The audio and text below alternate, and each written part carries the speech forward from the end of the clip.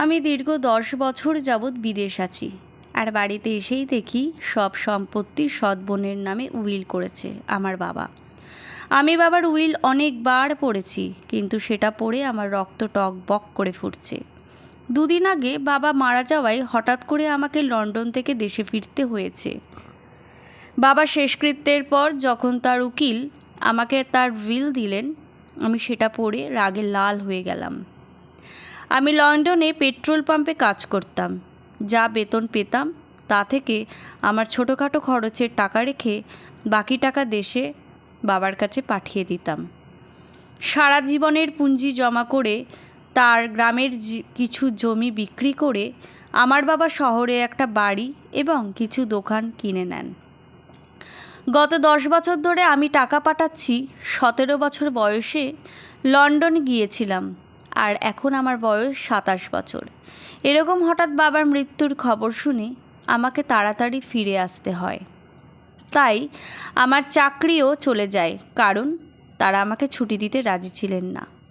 আমারও সাহস ছিল যে আমি যে টাকা বাড়িতে পাঠিয়েছি বাবা নিশ্চয়ই তা আমার জন্য গুছিয়ে রেখেছেন। তাই আমি বাড়ি গিয়ে কোনো ছোটোখাটো কাজ করে থিতু হব। কিন্তু আমার বাবা উইল আমার হুঁশ উড়িয়ে দিয়েছে।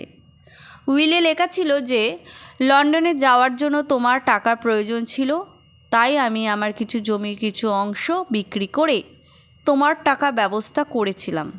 তাই এখন এই বাড়ি এবং বাকি টাকার সম্পত্তির ওপর শুধুমাত্র সুহানার অধিকার।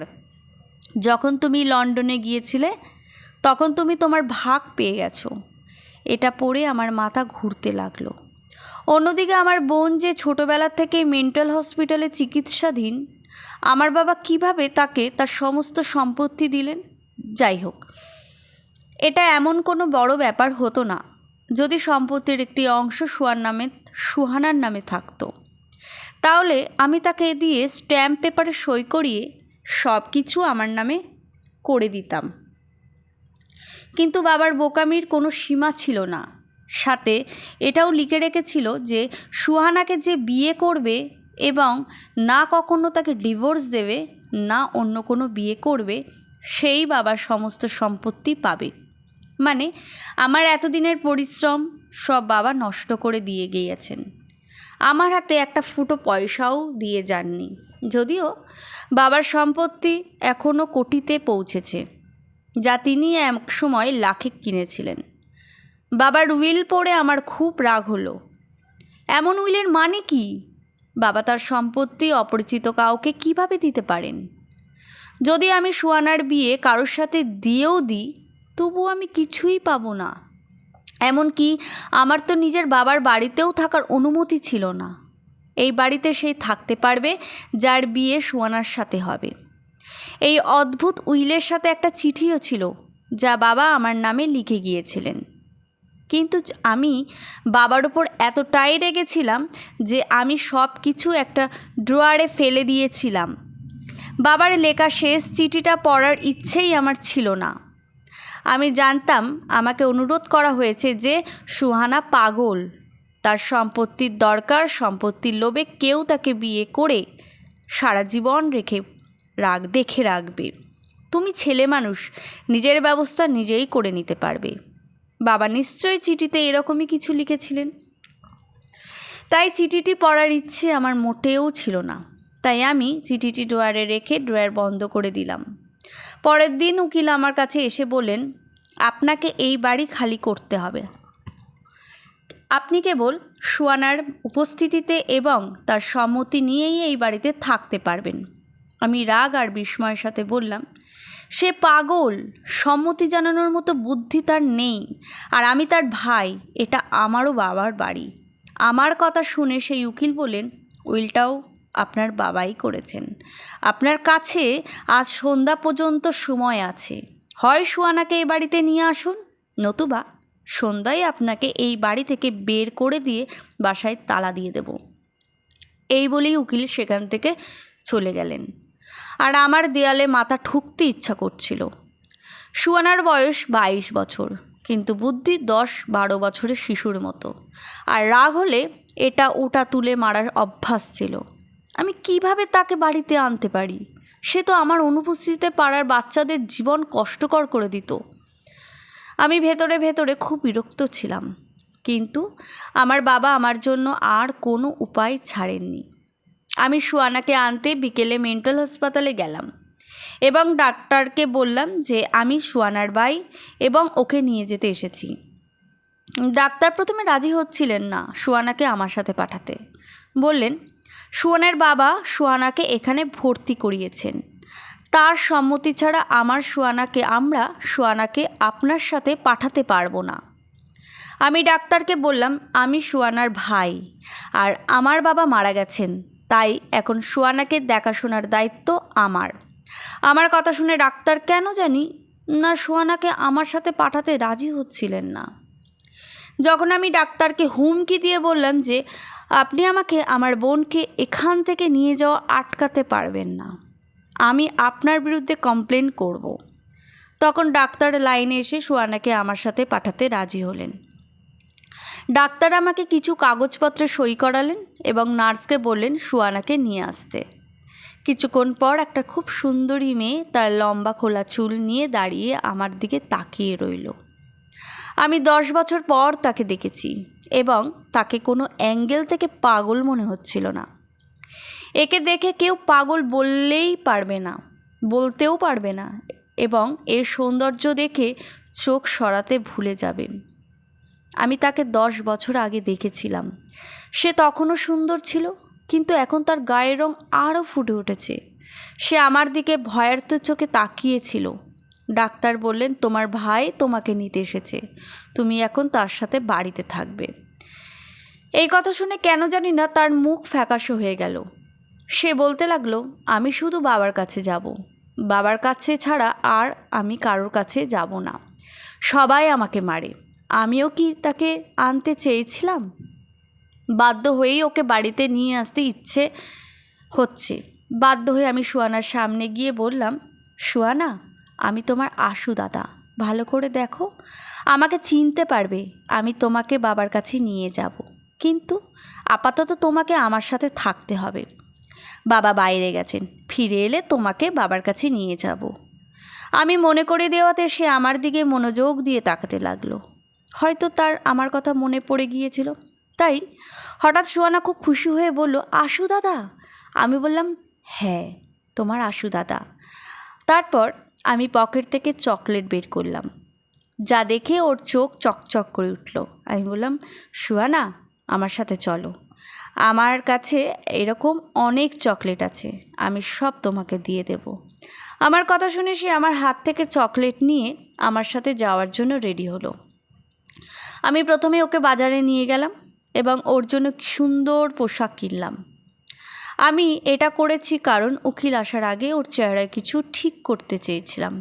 কিন্তু ফিরে যাওয়ার সময় একটা খেলনার দোকানে সুয়ানার চোখ আটকে গেল এবং সে বলল, আশু দাদা, আমার খেলনা চাই। সে আমাকে আশিস না বলে আশু দাদা বলে ডাকতো। আমি তাকে খেলনার দোকানে নিয়ে গেলাম। ভেবেছিলাম একটা খেলনা নেবে, কিন্তু সে অনেক খেলনা নিতে শুরু করলো। কিন্তু আমার পকেটে এই মুহূর্তে এত টাকা ছিল না। তাই সুয়ানাকে আদর করে বললাম, এখন একটা ডল নিয়ে নাও, কালকে আমি তোমাকে অনেক খেলনা কিনে দেব। কিন্তু সে জোর করতে লাগলো, তাই আমি সুয়ানার ওপর রেগে যেতে লাগলাম। আমি ওর কাছ থেকে সব খেলনা কেড়ে নিয়ে রেখে দিলাম এবং ওর হাত ধরে ওকে জোর করে গাড়িতে তুলে বাসায় নিয়ে এলাম। সে বাচ্চাদের মতো জোরে জোরে কাঁদছিল। 1 ঘন্টার মধ্যেই ওর পাগলামি দেখে বিরক্ত হয়ে গেলাম। আমার মৃত বাবার ওপরেও রাগ হতে লাগলো। না জানি কেন সে আমাকে এমন বিপদে ফেলে গেলেন যে আমাকে তার দ্বিতীয় স্ত্রীর পাগলি মেয়ের দেখাশোনা করতে হচ্ছে। সুয়ানা আমার সৎ মায়ের প্রথম স্বামীর সন্তান। আমার বয়স যখন 10 বছর, তখন আমার মা এই পৃথিবী ছেড়ে চলে যান এবং আমার বাবা আবার বিয়ে করেন। আমার সৎ মা যখন এই বাড়িতে কনে হয়ে আসেন, তখন তিনি তার মেয়েকেও সঙ্গে করে নিয়ে আসেন।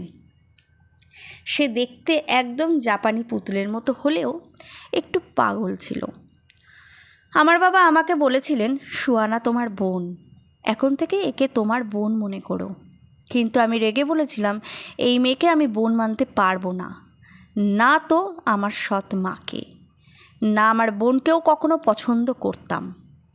মা মেয়ে দুজনের সঙ্গেই কথা বলতাম না। খাবার খেয়ে হয় রুমে যেতাম, না হলে বন্ধুদের সঙ্গে বেরিয়ে পড়তাম। স্কুল থেকে ফিরে এটাই আমার রুটিন ছিল। আমি মা এবং মেয়েকে অবহেলা করতাম, কিন্তু সুয়ানা নামের মেয়েটির প্রতি তখন থেকেই ঘৃণা অনুভব করতে শুরু করি। যখন আমার নিজের বাবা আমার চেয়ে তাকে বেশি ভালোবাসতেন, তিনি তাকে কোলে নিয়ে এমনভাবে ঘুরতেন যেন সে তার নিজের মেয়ে আর আমি তার সৎ। যখন আমি বাবাকে এই সব করতে দেখতাম, রাগে আমার রক্ত টকবক করে ফুটত। একবার আমি আমার খেলনা নিয়ে খেলছিলাম, তখন সে আমার খেলনা নেওয়ার জন্য জোরাজুরি করতে শুরু করলো। আমি তাকে বলেছিলাম, খবরদার আমার খেলনা স্পর্শ করবি না। তখন সে জোরে জোরে কাঁদতে শুরু করলো, তাই আমি ওর মুখে জোরে থাপ্পড় মারলাম। আমার থাপ্পড় এতটাই জোরে ছিল যে সে ছিটকে পড়ে গেল। এমন সময় আমার বাবা ঘরে ঢুকছিলেন। এটা দেখে আমার সৎ মা আমার দিকে ঘুরে তাকালেন, আর বাবা আমাকে খুব জোরে থাপ্পড় মেরে বললেন, এই নিষ্পাপ শিশুর গায়ে হাত তোলার সাহস তোর কীভাবে হলো? ব্যাস, তারপর থেকে আমি সুয়ানাকে ঘৃণা করতে লাগলাম। সময় যত গড়ালো, এই পাগলের প্রতি আমার ঘৃণাও বাড়তে থাকলো। তারপর 17 বছর বয়সে আমি আমার পড়াশোনাকে বিদায় দিয়ে বাবার কাছে জেদ করতে লাগলাম যে আমাকে লন্ডনে যেতে হবে। আমার এক বন্ধু তার বাবার সাথে সেখানে গিয়েছিল, আমিও তাদের সাথে গিয়েছিলাম। আমার কাছে ডিগ্রি ছিল না, তাই পেট্রোল পাম্পে আমি কাজ করতাম। এখন 10 বছর পর এসে দেখি আমার নিজের বাবা আমার পরিবর্তে তার সৎ মেয়েকে সব কিছু দিয়ে দিয়েছেন। সে এখনও আমার সাথে জেদ করছিল, তাই আমি তার উপর খুব রেগে গেলাম। আমি তার মুখ টেনে চড় মারলাম, কিন্তু এই থাপ্পড়টা যে আমার জন্য এত বড় সমস্যা হয়ে দাঁড়াবে তা আমি জানতাম না। সে জোরে জোরে কাঁদতে লাগলো। বাসায় এসেও তার কান্না থামছিল না। কেন যে আমি ওকে থাপ্পড় মারলাম? সন্ধ্যা হয়ে গেছে, উকিল সাহেব যে কোনো সময় বাসায় পৌঁছে যেতে পারে। এবার আমার রাগ হচ্ছিল যে কেন আমি এই ঝামেলাটাকে থাপ্পড় মারলাম। আমি সুয়ানার কাছে এসে বললাম, সুয়ানা, কালকে আমি তোমাকে অনেক খেলনা এনে দেবো, এখন চুপ করো। কিন্তু সে ছোট বাচ্চার মতো কাঁদছিল। আশুদা খারাপ, সে আমাকে থাপ্পড় মেরেছে, কাঁদতে কাঁদতে বলল। আমি বাবাকে বলবো, তাকে বাড়িতে আসতে দাও। এই পাগলটাকে জানেও না যে বাবা মারা গেছে। অনেক কষ্টে আমি ওকে চুপ করালাম। 2-3টে চকলেট খেয়ে সে চুপ হয়ে গেল। তারপর আমার কথায় সে মুখ হাত ধুয়ে কাপড় পাল্টে নিল। চুপ থাকলে ওকে খুব সুন্দর লাগতো, কেউ তাকে দেখে পাগল বলতে পারবে না, কিন্তু ছিল তো সে তো পাগলই। যাই হোক, উকিল বাসায় পৌঁছে সুয়ানাকে জিজ্ঞেস করতে লাগলো যে তোমার প্রতি আশিসের ব্যবহার কেমন? এ কথা শুনে সুয়ানা আমার দিকে তাকালো। আমি ভয় পেলাম যে সে হয়তো বলবে যে আমি তাকে থাপ্পড় মেরেছি। সে বলতে লাগলো, আশু দাদা খারাপ। এই কথা শুনে আমি হতবাক হয়ে গেলাম। তারপর সে বলল, সে আমাকে খেলনা এনে দেয়নি। উকিল বললেন, আমি যদি তোমার দাদাকে টাকা দিই তাহলে সে তোমাকে অনেক খেলনা কিনে দেবে। এই বলে উকিল সাহেব আমাকে একটা চেক দিয়ে বললেন, তোমার বাবা যে দোকানে কিনেছিলেন তার অর্ধেক ভাড়া সুয়ানার চিকিৎসার জন্য খরচ করতেন, আর বাকি অর্ধেক তার ভবিষ্যতের জন্য ব্যাংকে জমা আছে। এখন সে বাড়িতে আছে আর তুমি তার দেখভাল করছো, তাই তুমি এখন এটা রাখো। সুয়ানার বিয়ের পর এই চেক ওর স্বামী পাবে। এটা শুনে আমি হতভম্ব হয়ে গেলাম। আমি তার কাছ থেকে সেই চেকটা নিয়ে দেখলাম সেটা 50,000 টাকার চেক। রোজগার না করেও মাসটা আরামেই কাটাতে পারবো। পরের দিন সুয়ানার জন্য অনেক খেলনা নিয়ে এলাম। সে খুব খুশি ছিল। এভাবেই দিন কাটছিল, আর আমি ভাবছিলাম সুয়ানার নামের ঝামেলা থেকে কিভাবে মুক্তি পাব। আমি চাইতাম সুয়ানা নামের মেয়েটার হাত থেকেই রেহাই পাব, সাথে সমস্ত সম্পত্তিও পাব। তারপর আমি আমার এক বিশ্বস্ত বন্ধুর সাথে কথা বললাম যে আমি এমন একটা বোকা ছেলে চাই যার সাথে আমি আমার বোনের বিয়ে দিতে পারি, সমস্ত সম্পত্তি আমার নামে করে দিতে পারে। আমার কথা শুনে আমার বন্ধু বলল যে এরকম ছেলে খুঁজে পাওয়া খুব কঠিন। কোনো গরিব ছেলেকে লোভ দেখিয়ে সুহানার সাথে বিয়ে দিলে সে যখন বুঝবে সে যে কোটি টাকার মালিক, তখন তোকেই বাড়ি থেকে বের করে দেবে। আমার বন্ধু ঠিকই বলেছিল। তখনই আমার বন্ধু আরও বলল যে, দেখ আশিস, আমার একটা বুদ্ধি আছে। তুই যদি আমার কথায় রাজি হোস তাহলে সব সম্পত্তি তোর নামে চলে আসবে, আর তোকে কোনো কাজও করতে হবে না। আমি বললাম, ঠিক আছে, তোর আইডিটা আমাকে বল।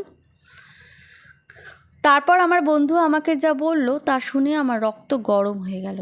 আমি রেগে তার কলার চেপে ধরে বললাম, তুই কীভাবে এইসব ভাবতে পারিস? সে আমার বোন। সে আমার হাত থেকে তার কলার ছাড়িয়ে নিয়ে বলল, সে তোর নিজের বোন না, তার বাবা মা অন্য, আর তোর বাবা মাও অন্য। তোরা দুজনেই আলাদা বাবা মায়ের সন্তান। তোদের দুজনের মধ্যে কোনো রক্তের সম্পর্ক নেই। তুই তাকে বিয়ে করতে পারিস, আর এটাই একমাত্র উপায় যে তুই সব কিছুর মালিক হতে পারবি। কথাটা শুনে আমি চুপ হয়ে গেলাম। আমার বন্ধু ওখান থেকে চলে গেল, আর আমি চিন্তায় পড়ে গেলাম। কিন্তু যখনই সোহানাকে বিয়ে কথা ভাবি তখনই আমার মন কেঁপে উঠত যে কিভাবে ওকে বিয়ে করব। এটা কোনোভাবেই সম্ভব না। কিন্তু এটাও ঠিক, আমি যার সাথেই সোহানার বিয়ে দিই না কেন, সে কোটি টাকার সম্পত্তি দেখে আমাকে আমার নিজের বাড়ি থেকে বের করে দিত। পরের দিন আমি আমার বন্ধুকে বললাম, তুই ঠিকই বলেছিস। আমি উকিলের সাথেও কথা বলেছি, সে আমার আর সোহানার সম্পর্কের কথা জানে। তাই সে বলেছে, ঠিক আছে, কিন্তু তোমার উইলের কথা মনে আছে তো? তুমি আর বিয়ে করতে পারবে না। সোহানাকে ছাড়তেও পারো, সেক্ষেত্রে তোমার কাছ থেকে সব কিছু নিয়ে নেওয়া হবে। এটা সেই কাঁটা যেটা আমার গলা আটকে আছে। আমি তো ভুলেই গিয়েছিলাম যে আমার বাবা আমার জন্য কি কি কাঁটা বিছিয়ে রেখেছেন। আপাতত আমাকে সোহানাকে বিয়ে করতে হবে, যাতে আমি ভালো পরিমাণে টাকা পাই এবং তা দিয়ে নিজের ব্যবসা শুরু করতে পারি। একবার আমার ব্যবসা প্রতিষ্ঠিত হয়ে গেলে আর কোনো সমস্যা থাকবে না। আমি যদি সোহানাকে ছেড়েও দিই তাহলে কোনো অসুবিধা হবে না। আমি সোহানাকে বিয়ে করে নিয়েছি, সেই পাগলটাও তো বিয়ের মানেও বুঝতো না। সে শুধু তার খেলনা নিয়েই মগ্ন থাকতো। বিয়ের পর আমি উকিলের কাছে বেশ কিছু টাকা দাবি করি, যেটা পেয়েও গেছিলাম। তারপর সেই টাকা দিয়ে নিজের একটা ছোট্ট পোশাক কারখানার খুলে কাজ শুরু করি। কিন্তু বাস্তবে সোহানাকে নিয়ে সমস্যা হলো যে কোনো কাজের মেয়ে দিন রাত আমার বাড়িতে থাকতে রাজি হলো না। তারা বলল যে সে একটা পাগল মেয়ে এবং সে তার মেজাজ হারিয়ে কী করে বসে তারই ঠিক নেই। ও হাতে যা পায় তা দিয়েই আমাদেরকে একদিন মেরে ফেলবে।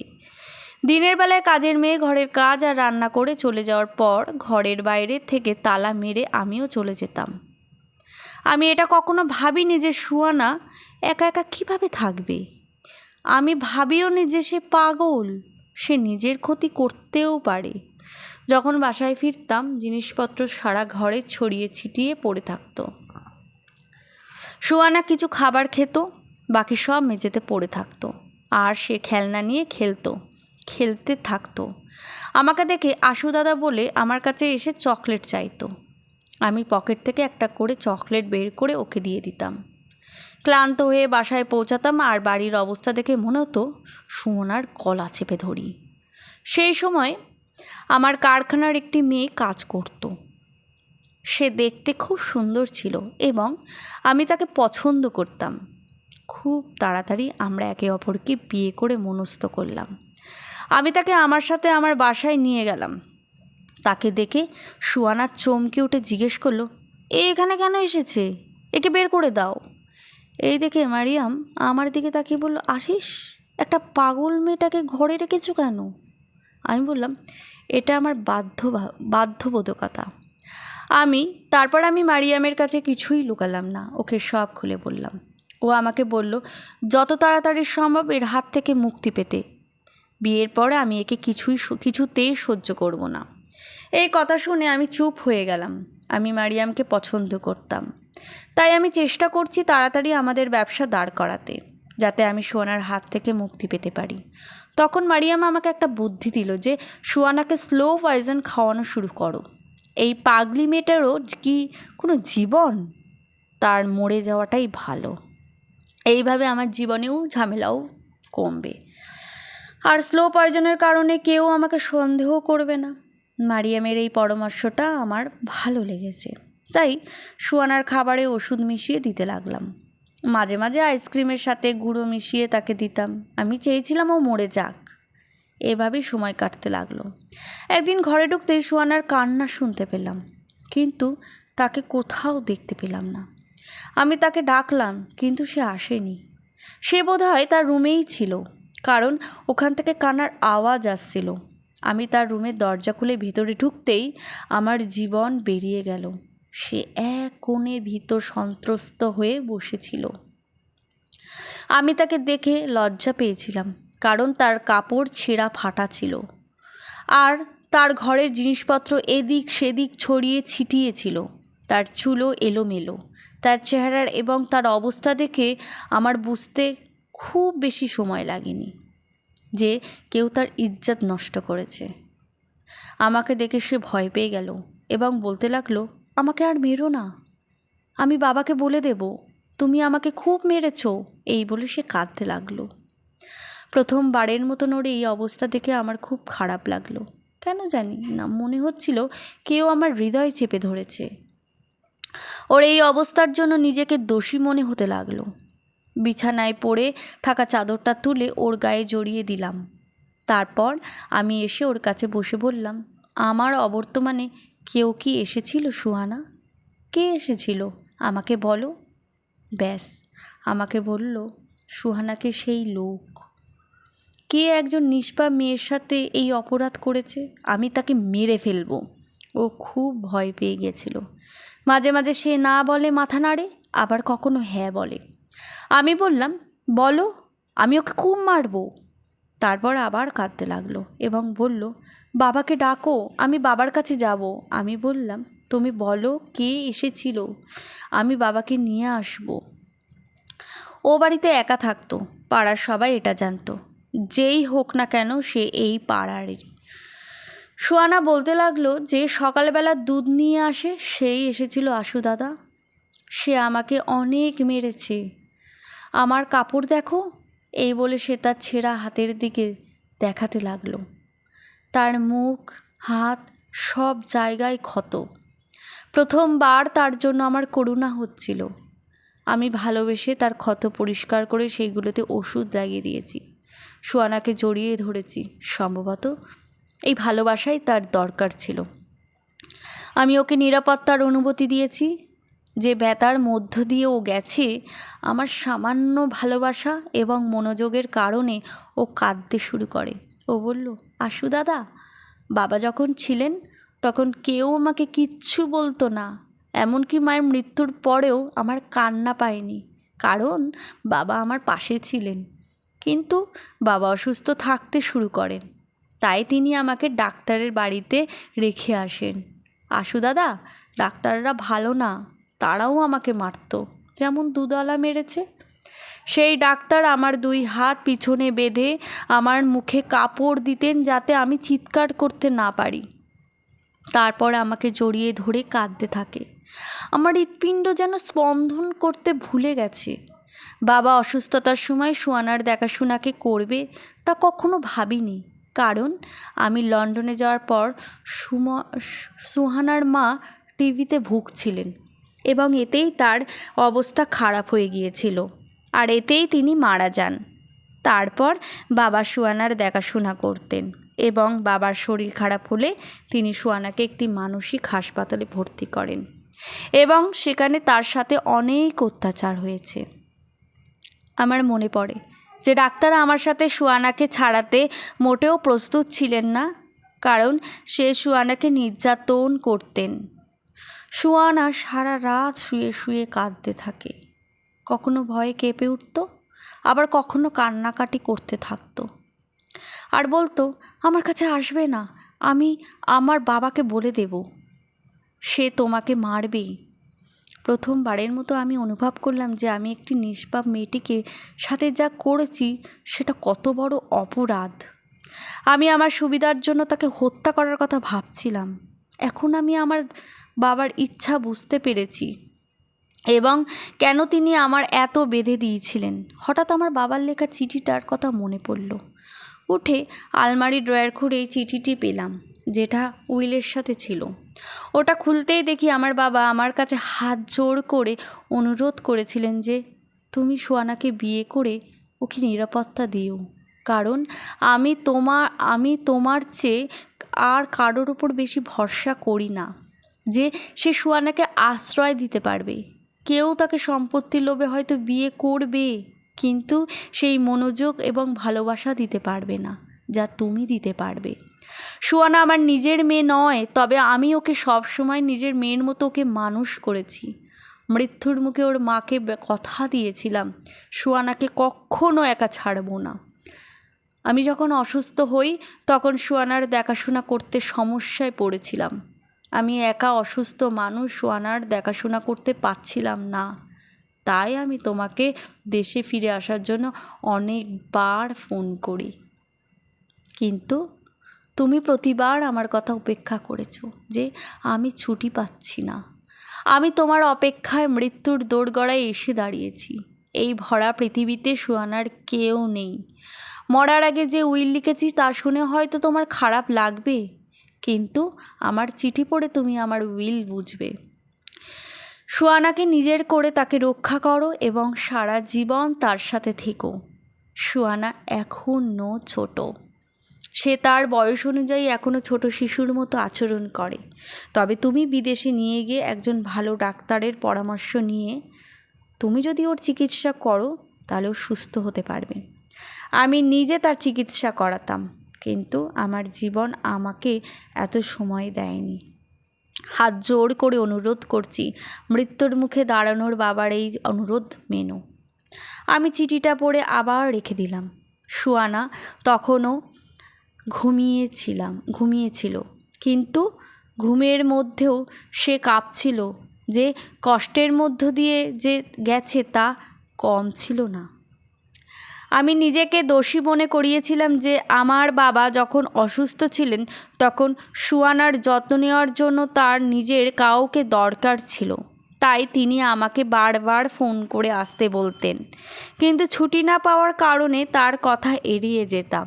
কিন্তু সুয়ানার সাথে যে এত বড় অপরাধ ঘটবে তা জানতাম না। বাবা বাধ্য হয়ে সুয়ানাকে মানসিক হাসপাতালে ভর্তি করিয়েছিলেন এবং সেখানেই তার সাথে এমন অপরাধ ঘটেছিল। এইসবের জন্য নিজেকে দোষী মনে হচ্ছিল। সময় মতো বাসায় আসলে সুয়ানার সাথে এইসব ঘটতো না। সকালে দুধওয়ালা যখন দুধ দিতে এলো আমি তাকে ভালো করে খাতির যত্ন করেছি, তারপর তাকে পুলিশের হাতে তুলে দিয়েছি। এটা দেখে সুয়ানার খুব খুশি হয়ে আমাকে বলল, হ্যাঁ একে মারো, আরও মারো, এ আমাকে অনেক মেরেছে। আমি দুধওয়ালাকে মেরে ওর মতোই রক্তাক্ত করে দিয়েছিলাম। রাতে যখন আমি সুয়ানাকে খাওয়াতে চাইলাম তখন সে আমায় বলতে লাগলো, আশু দাদা আজকে কি পাউডার দেবে না? তার এই কথায় আমাকে ভিতর থেকে নাড়িয়ে দিল। সুয়ানার বাচ্চা অবস্থাকে কাজে লাগিয়ে আমি তার খাবারে স্লো পয়জন মিশিয়ে দিতাম আর তার সামনেই খাবারের সামান্য পাউডার দিয়ে দিতাম, কারণ আমি জানতাম সে পাগল এবং কিছুই বুঝবে না।